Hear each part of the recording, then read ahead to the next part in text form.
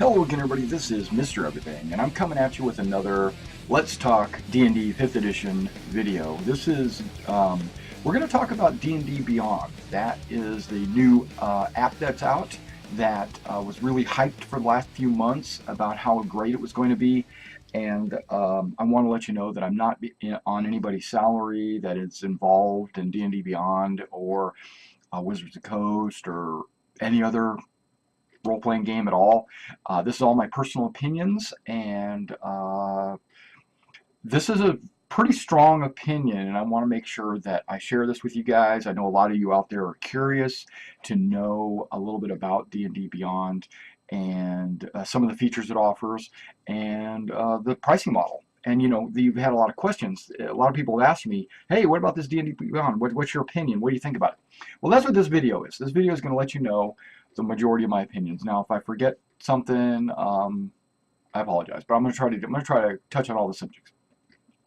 Okay, so D&D Beyond, as you know, was made by Curse for it's a web app that you can access online. You can go to it on a website and you can check it out. And through the beta process, you were able to access a lot of different content, and they were in the heated trying to add as much as they can from all the different books and stuff like that. And now that it's actually been released, it was released on what, the 15th of August, that content's been closed unless you have unlocked the content. Okay, so the content is beautiful. The app is smooth. It works. There's a couple little bugs here and there, but I'm sure that'll be fixed. That's not a problem. Don't even concern yourself about those like the cleric can only be a life cleric, and the wizard can only be, I don't know what it can be. So it's there's a few bugs, and they're aware of those, and they're going to have that knocked out in no time flat. So don't even worry about that. So it actually runs really smooth. You can type in keywords. You can pull up magic items. You can pull up monsters. You can pull up named monsters from one of the core books, or not the core books, like an adventure. Like you could type in Harshnag or something from Storm King's Thunder, and his stats will pop up, and then it'll have his magic item listed there with a hyperlink where you can click it and it'll describe his magic item in detail. These things are really cool. If there's a wizard, that you want to pull up a wizard and it's got a spell on his list, and you want to know what that spell does, you can just click that spell and it'll tell you what it does. It is really super convenient for you to use. It digitizes all the book information. So, you go through the player's handbook. Sometimes you got to flip some pages, you got to find it. You don't have to do that with this D&D Beyond. But having said that, it's convenient, but only to a certain point. Okay, I'm getting ready to turn a corner here, and I'm going to become a little negative. And I want to let you understand that this is why I'm making this video. The D&D Beyond is really got some. I have some concerns about it, and let me go ahead and share those concerns with you. Now, I hate to say this, but and I hate to use this as a down, but you have to show me value, and so I'm going to be talking about the price model on this D&D Beyond. I've talked with a few friends of mine, told them the new price model. We've had some discussions, and we are all showing a little concern about this. Now let me tell you why it's that way. Why do I have concerns about their pricing model? Because you have to show me value. As a consumer, you know that you only spend money when you see value in the product you're buying. You don't just buy things because they've got a name. You actually look at them and you go, I know I could really use that, or that's really going to help me, or I really need that. And so D&D Beyond doesn't do that. The reason why I say that is because as a DM, I've been DMing since the 70s. I've put a lot of money into D&D products, and I'm just going to talk about 5th edition because this is all focused towards 5th edition, and I did kind of leave D&D at 3.0 and skipped 4, and I came back at 5.0, and 5 I really like. 5th edition is a really good D&D set, and it's one of the better role-playing games, in my opinion. I bought books. I paid like $50 a book, and I've got a ton of books, right? I've got Player's Handbook, Monster Manual, Dungeon Master's Guide. As the referee, as the dungeon master of my game, I have to have those 3 books. I just have to. My players don't have to have that book, right? My players don't have to have any books, technically, you know, because I already have them. Okay.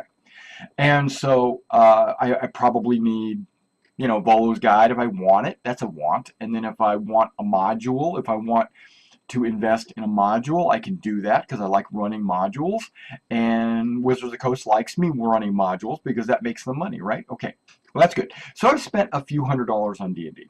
You know, there's let's just count some books, and they're all about $50. Player's Handbook, Monster Manual, DMG, Sword Coast Guide, Prince of the Apocalypse, Rage of Demons, Storm King's Thunder, both dragon books. That's what? That's 9 right there. And then the new one, Xanathar's, coming out soon. And then Tomb of Annihilation. Of course I'm going to get that. Oh, I got the Yawning Portal. And I'm going to get the new one, the Tomb of Annihilation. So that's 12, that's $600 approximately that I've already spent on D&D. Not mentioning all the miniatures and stuff like that. That's different, right? So these books are going to be digitalized and put into D&D Beyond. Okay, that's cool. But they're charging me almost full price for the book. Again, I have to buy it again. So right now, initial starting period, everybody gets like a 33% discount. So it's only $20 a book. WTF? Like, what the F? Because as a DM, I still have to have the Player's Handbook, the Monster Manual, and the DMG. That's $60 at start for a freaking digital app. Digital product that I don't even get to keep. You know, it's not even mine. I have to access it on their app or website. So I'm always going to have internet access. I'm going to have a device, and I'm not going to be able to have multiple books laying in front of me on multiple pages. I won't be able to take this thing and hand it to I won't be able to take my Player's Handbook and say, here you go, Dorn, check out this spell right here while I look up this monster while this guy over here is checking out his magic. I can't do it. I've got it on my device. Now, okay, so now that's that. Now let's say I want to look up a monster. I have to buy the monster manual or the individual monster, which you're paying $1.99 per monster. What the F, right? And then if I pay $20 right now, it might be $30 in the future, but right now I get $20 right now, and I'm paying for a monster manual. I already have the monster manual. I can just pull the book out and read it and look at it.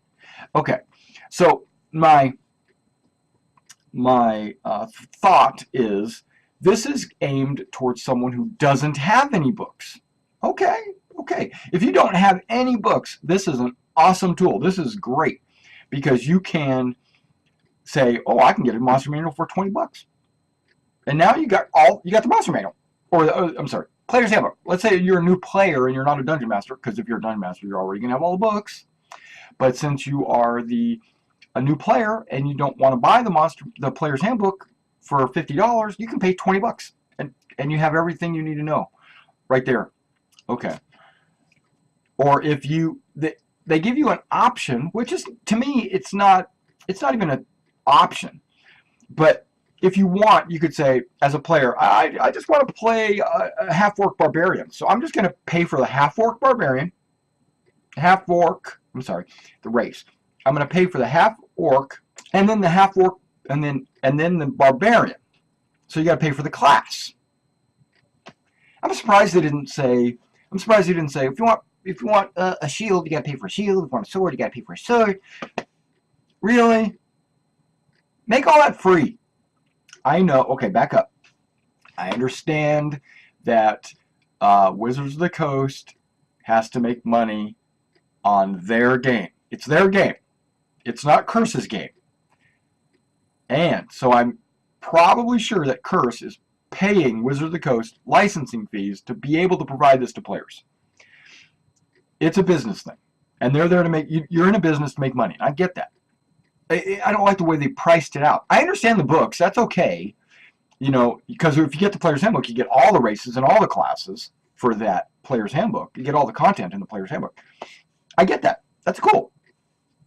And I think $20 for somebody that doesn't own the book or whatever, that's a steal. Okay, and so that's good. And you're not having to do any printing. All you're doing is providing them a digital copy of what you already have, like a million of. You got billions or infinite numbers of them, you know, and so all you got to do is just give them a copy. So it's like no cost. So the only cost was making it, right? And so I understand you got to pay those salaries, you got to pay the upkeep, you got to pay the servers to keep all that data in it and all that stuff. So I do understand that. Isn't that what a subscription's for? So you get a subscription for $2.99, which they do have a hero level subscription for $2.99. Give them the player's handbook only. You have a master level subscription, which is $6 a month. That's for the Dungeon Master. Give them the 3 core books. Player's Handbook, DMG, Monster Manual. Don't give them the Volo's Guide and all that. That's extra that you can always pay for later. It should be an add-on to your subscription, maybe. Or buy the content and add it. Okay. But those core books should be included in the subscription, in my opinion. If I'm going to get D&D Beyond, why? Why would I ever need D&D Beyond? Show me the value so that I can purchase it. So I can look up a monster. I have a monster manual. I can just flip to the page. It's alphabetical. Just flip to the page. Boom, got it right there. Right, I can sit it down in front of me, and I got all the stats.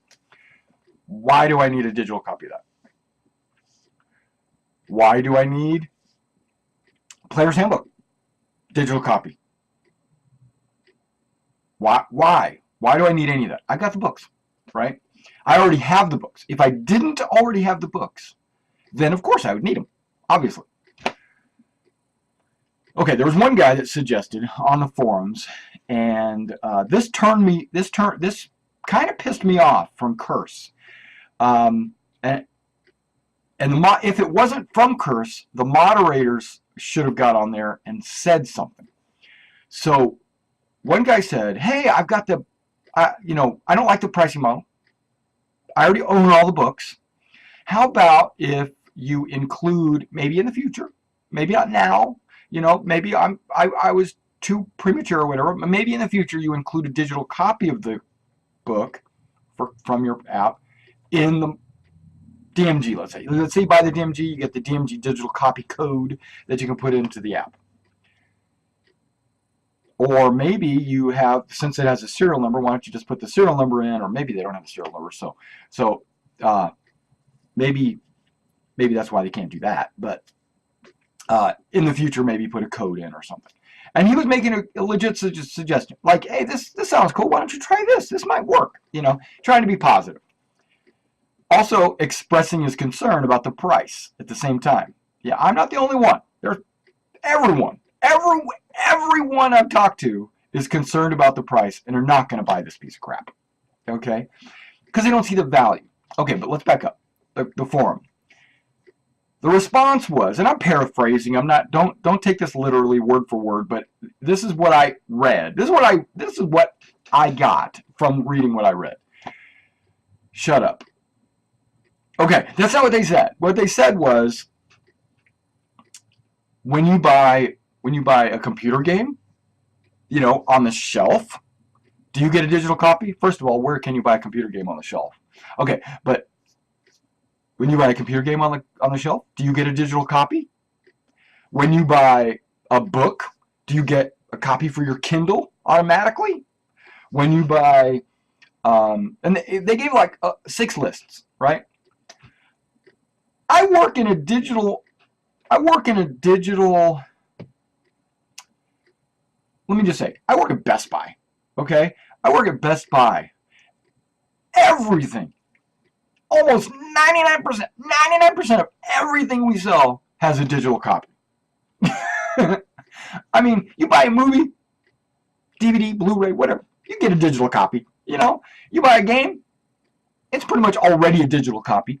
You know, I'm not going to get into all the digital copies you get, and there are some things that are not in digital copy, obviously. But like you don't buy a washer and dryer and it's having a digital copy. But but okay, so their argument was fake, or was kind of, it wasn't fake. I mean, there were a lot of the things they did list were not digital copy options, but I didn't like the way they worded it. They worded it like, shut up, go away. Nobody else does it. And one of my players, I mentioned that to one of my players, and he said to me, I thought D&D Beyond is trying to do stuff that other people aren't doing. Not the same things. I was like, exactly. Okay, so I'm not saying that you have to give me all the copies of the books. That's not what I'm saying. I understand you have to make money. But what's probably going to happen is there's not going to be any sales. There's not going to be, nobody's going to be taking, handfuls of people are going to be taking advantage of this. And then they're going to realize that they're losing their shirts. They're not able to keep the doors open. They're not be able to pay the bills. So they're going to have to rethink their model, and they're going to change it, and it's going to be more user, more consumer friendly. We're gonna be like, oh, okay, so you're changing your model to maybe $1.99 for a hero and $5 for a master, and the masters get all the copies, but you don't get the adventures unless you buy the adventures. That's the way it should be, because I don't need every adventure. Let's say I'm running just the Storm King's Thunder. I just buy the Storm King's Thunder, and when we're done with that, I go, oh, cool, let's go ahead and let's get Prince of Apocalypse, and then I buy the Prince of Apocalypse and go, and that would be awesome. I could run a campaign that way, no problem. Future books, you know, like Tomb of Annihilation or whatever. When that, you know, a year from now, when I decide I want to finally run that adventure, I can go, hey, let's get the Tomb of Annihilation, and that would be awesome. But having to pay that initial amount is killing me. Okay, so now I say to myself, okay, well, you know, a lot of times I'll buy 2 or 3 copies of a book or something like that. So what's the difference of this being a second copy of the book? And you go through editions, and I always upgrade editions and stuff like that. So I get that. I get that. But what the problem is, I don't see any value. Okay, can I take this app? Can I run an encounter with it? Can I have all my monsters and all my players and mark damages and keep track of initiative and what spells they've used? No, it's just a character sheet. It's just stats for a monster. I still have to roll dice. I still have to move miniatures, which that's fine because I look at 3D miniatures. I still have to track initiative. I still have to figure out who's cast what spells. It doesn't help me. There's no tool in it other than a search engine for the books. It has no value to me. Okay, it has no value. Yes, they're working on additional tools. Okay, there is one thing they integrated at start, and that is Twitch integration. And I do want to go back to the pricing model a second before I talk about Twitch. If I, as the DM, buy the player's handbook, $20, and I have a master level subscription, you need both. You have to have both. I have it. All my players, up to 36 players, 3 parties of 12. How many people have 12 people in their party? Nobody, you know. But if you want to have 12 people in your party, you can track 12 people in your party. Okay, but you can do 3 campaigns. How many DMs are running 3 different campaigns at the same time? Why don't you just say, make it easy, 36 players. You decide what campaign they're in. They're probably in the same one anyway. I'm not running a Tomb of Horrors over here, and then a Prince of the Apocalypse over here, and a Storm King Thunder over here. No, I'm running one campaign, and I'm concentrating on it. And if you're running multiple campaigns, then you're ADD. But okay, so you're allowed to have up to 12 people per campaign. You're allowed to have 3 campaigns, and I can have these players in my campaign. Now, they have to have, in addition to me paying $6 a month and buying the book, they have to pay their $3 a month for a hero level campaign, for a hero level subscription. Each one of them. I have 7 players. That's $21 a month for my 7 players. $21 a month. And what does that do for them? Okay, when they're the hero level and I'm the master level, any books that I have, they can access. So they have all the players' handbooks. So we could pitch in and buy the players' handbook. Sure, we could do that. And then that way, it's on our campaign. Everybody can use it. That's kind of cool, actually, for people that don't already have the book. That is really cool. That is cool. If they leave the campaign, guess what? They don't have the book anymore. If I kick them because they're an asshole, they don't get the book anymore. Why would anyone want to do that? They don't want to do that. Okay, so my campaign, my one campaign, not 3, but my one campaign, I've got $6 for me, $21 for my players. On average, I'm going to say most campaigns have about 6 players, not 7, not 4. They say 4, but I bet you most campaigns have about 6 players. So let's go with 6 players times $3. That's 18 plus my $6, $24. So they're making $24 a month for my campaign. What are they providing me? That's what I'm saying. Okay, so let's talk about Twitch. That's a really cool feature. It's really cool. I super dig this feature. But I could care less. This feature is, and they put a lot of effort into this feature. If you're a Twitch streamer and you're running your D&D game on Twitch, which there's a lot of them out there. So you're running your D&D game on Twitch. And if everybody has a subscription and everybody has the books and all that jazz, you can put the overlay from Curse on Twitch onto your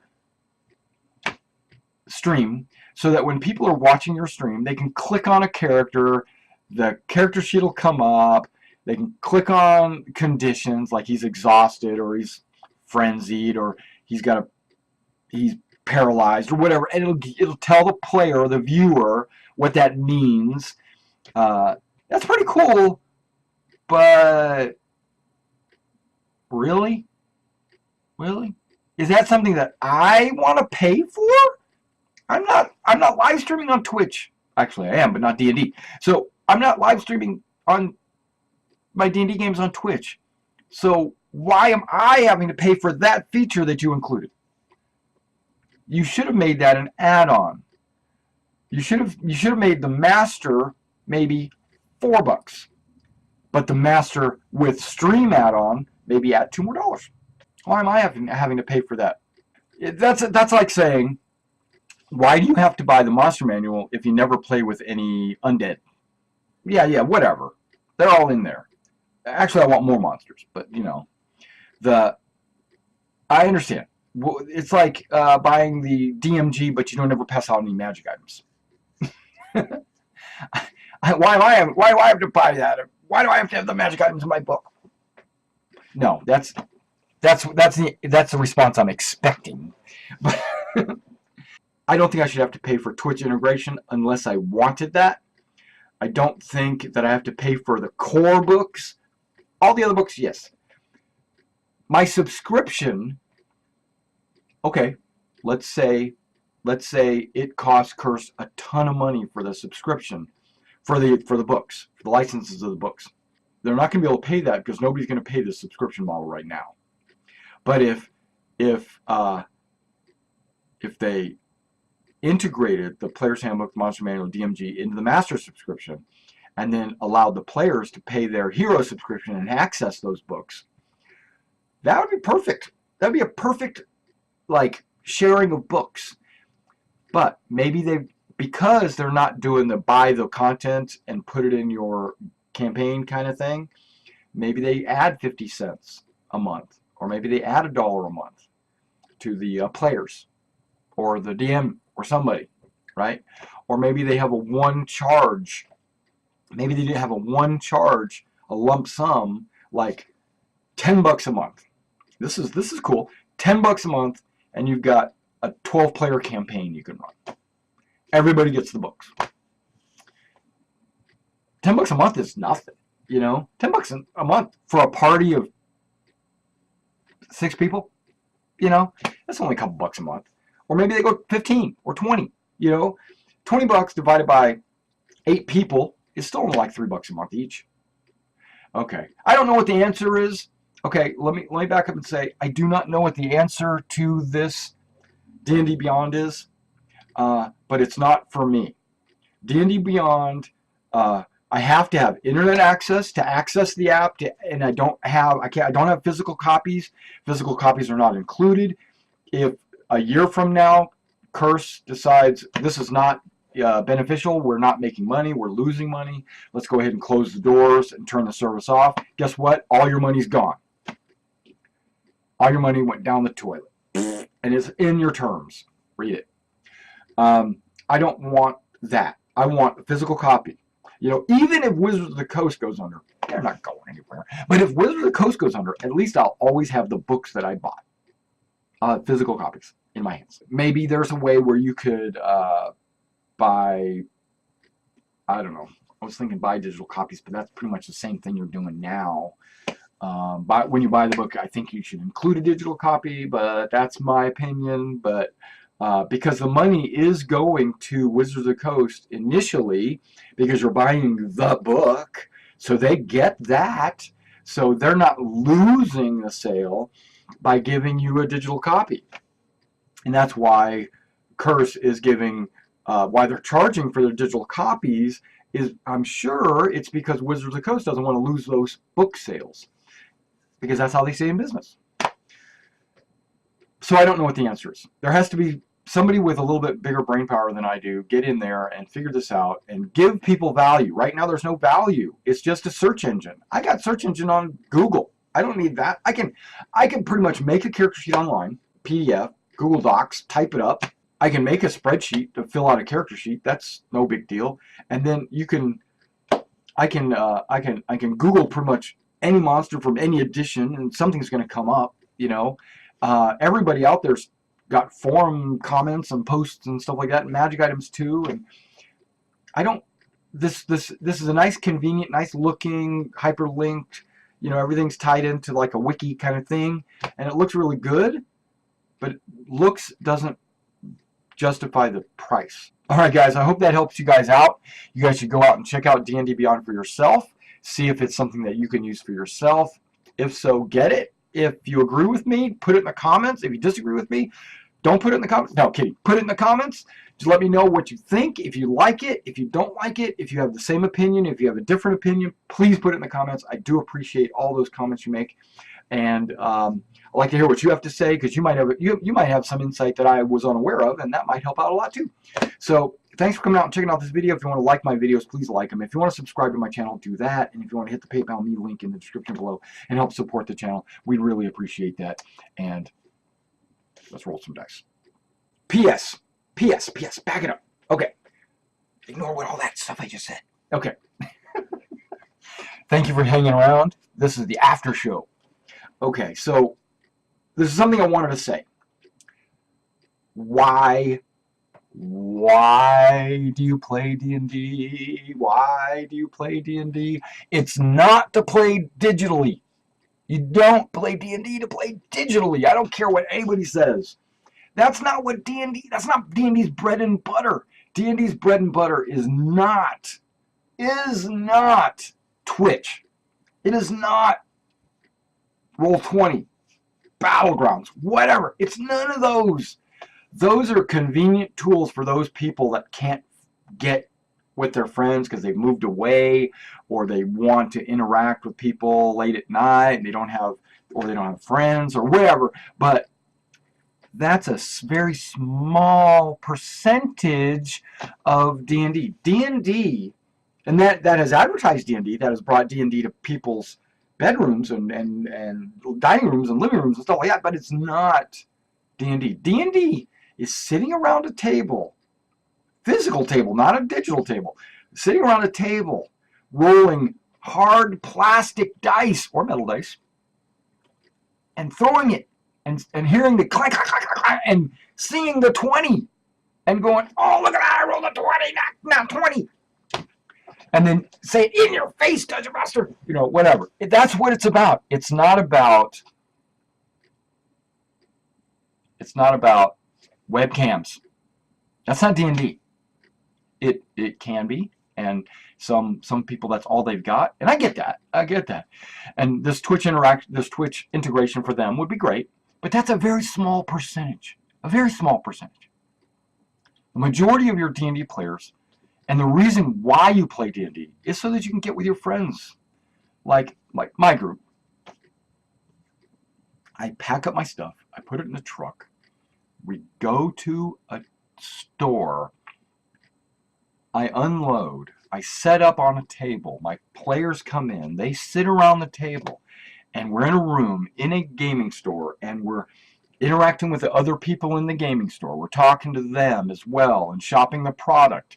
And then we're playing the game around the table, and we're talking and yelling and screaming and laughing and cursing each other and being crazy about the monsters. And then I put the miniatures on the table and I show, look at this gigantic dragon. You don't do that digitally. That doesn't happen digitally. All right, I'm going to leave that with you, and I'll see you next time.